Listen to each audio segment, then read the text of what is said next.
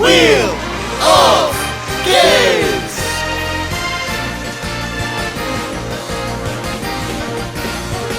Hi, I'm bigcal, and welcome to my world. It is the end of the month, which only means one thing now: spinning the Wheel of Games. So last month it landed on Xbox games, which meant I could pick something from the original Xbox or the Xbox 360, as I don't own any other consoles after that. So, what did I pick up?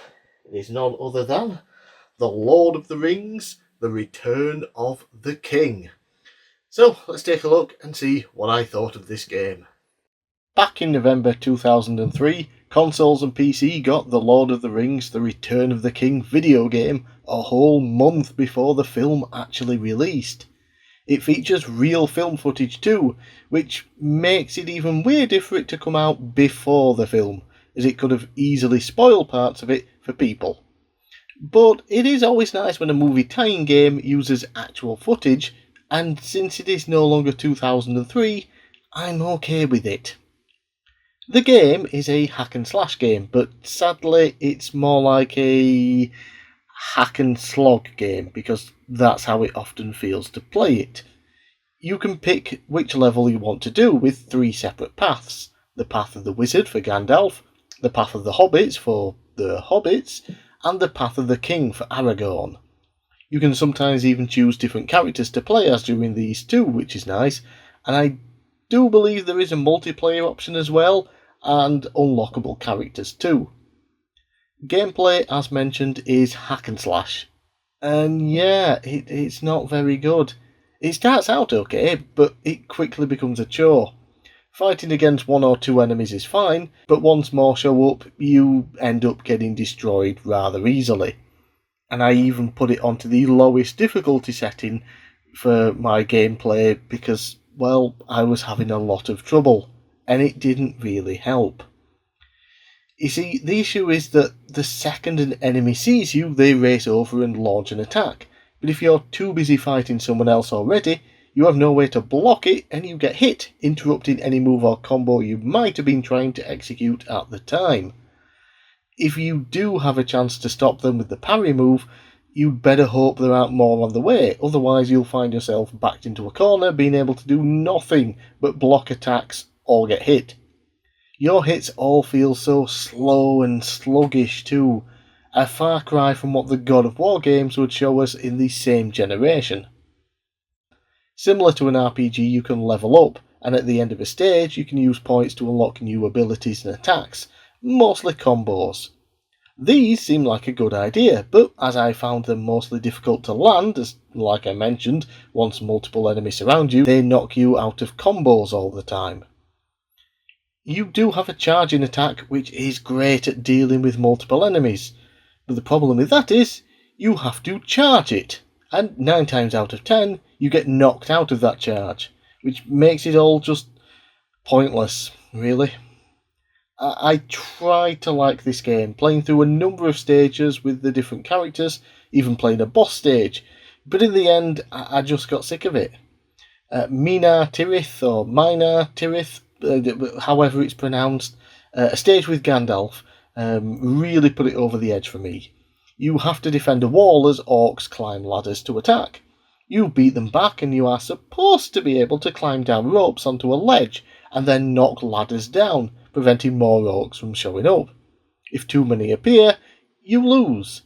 The first time I played this stage, I was able to climb down a rope and knock one of the ladders away, but the other ladders just wouldn't budge and eventually I died.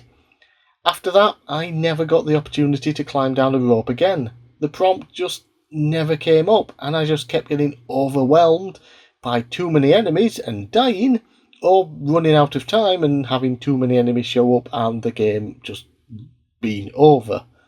Oh, and the stage after you defeat the King of the Dead, the first boss fight in the game, you then have to run away from the area as it begins to crumble around you. Only pathways get blocked until you defeat all of the dead enemies, and if you're not fast enough, rocks fall on you and you die. Thanks to the bad combat system, I kept dying. Sadly, my experience with the game just wasn't all that fun. At first, it did seem like there was an entertaining game here, but after a while, all the bad parts outshined any good, and I just gave up on it. I hear its predecessor, The Two Towers, is a much better game, and for some reason I thought I already owned it on the Xbox. Turns out I only own it on the PS2, so I could have bought this one instead, and maybe had a better time. Oh well. Yeah, so yeah, not the best pick, unfortunately. Like I said in the video there, it did have moments where it looked like it could be fun. It just wasn't in the end. Yeah, too much bad controls and bad game design, basically. A shame, really.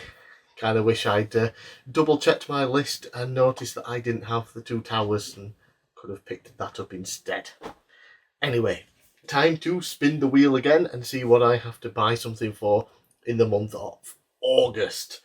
So, Xbox Games has been replaced now with under £20. That's making a return, as I've run out of new ideas to add to the wheel for now, so I'm just going to be recycling some of the old ones that have gone off in the past. So, let's just give it a spin and see what it lands on. And, ooh, difficult there. That is under £5.